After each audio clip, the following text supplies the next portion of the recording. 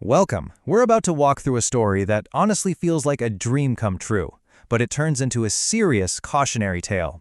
This is all about what can happen after you hit that life-changing jackpot. So let's just start with the big question, right? The one we've all daydreamed about. You're thinking about the house, the cars, never working again. But this story, it doesn't start with that fantasy. It starts with the reality that makes someone buy a lottery ticket in the first place. Yeah, it starts right here. Not with some grand hope, but with something a little more desperate. You're broke, your car's making a weird noise, and you've got what, $263 in your bank account, and it's already the 19th of the month? That $2 ticket isn't some smart investment. It's a Hail Mary, a last resort. Okay, let's dive into the first part of this. This is where that incredible, unbelievable dream slams right into the harsh reality of the numbers. So 2 days later, you're looking at the numbers on your phone, and they match. Your hands start shaking. Your brain is trying to make sense of a number it just has no context for. $412 million. So you get a lawyer, you head down to the lottery office, and the first thing you do is take the lump sum payment. I mean, everybody does, right? And just like that, poof, the jackpot shrinks down to $265 million. But oh, it doesn't stop there. Nope, the government's got to get its share. So, federal taxes, they take a huge 37% cut right off the top.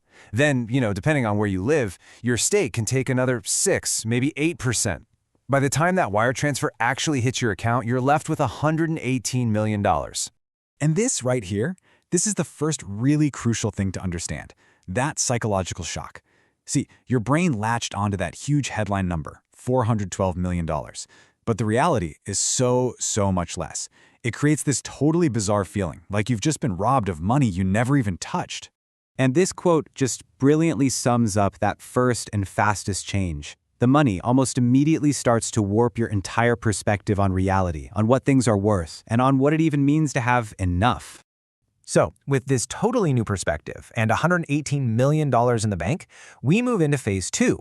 Because that money, as insane as it is, it comes with a cost that isn't just about dollars and cents. You start spending. Of course you do. A mansion, fancy cars, flying first class everywhere. But that rush you get from buying a $200,000 car, it lasts maybe 3 days. It's this classic thing psychologists call hedonic adaptation. Your baseline for what makes you happy just resets higher and higher. And pretty soon, you're caught in this trap that financial advisors call lifestyle inflation. Your spending just swells up to match your new wealth. And then, without you even noticing, it starts to blow right past it. And hey, it's not just your own spending. The money itself creates this whole new class of problems. Suddenly, everyone you have ever known has a can't-miss business idea or a heartbreaking sob story. You invest in your brother-in-law's restaurant, and guess what? It fails. You get sued by total strangers for things you didn't even do. You basically become a target. Every single phone call, every interaction, it all has this undercurrent of money. And this slide, wow, this shows maybe the most painful part of the whole thing, the slow, steady erosion of your old life. Your best friends, they feel awkward splitting a dinner check with a millionaire, so they kind of just stop calling.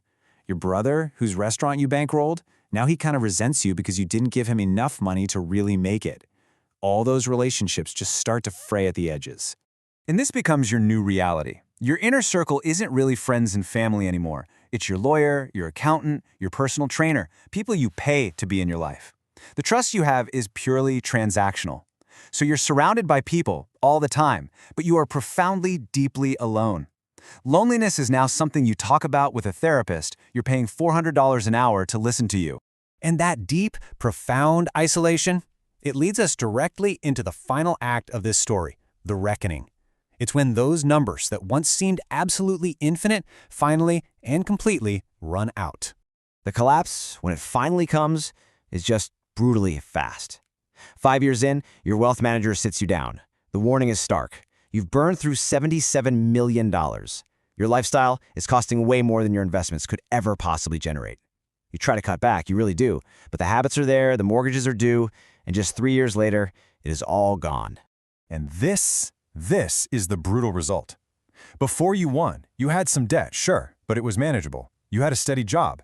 8 years later, you're working in a warehouse, your credit is completely destroyed, and you owe the IRS over $340,000.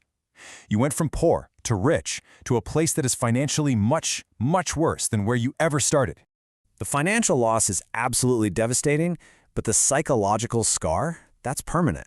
Because the first time you were poor, you didn't really know any different. This time, you do. You can't unlearn what a first-class seat feels like, or the power of having people return your calls in minutes. You know exactly what you've lost. And that knowledge, well, that's its own special kind of torture. So the next time you see someone at a gas station counter buying that ticket, dreaming of a life without a single worry, just remember this story. They might not be buying a dream. They might just be lighting a fuse that's going to burn through everything they have and everything they didn't even know they needed.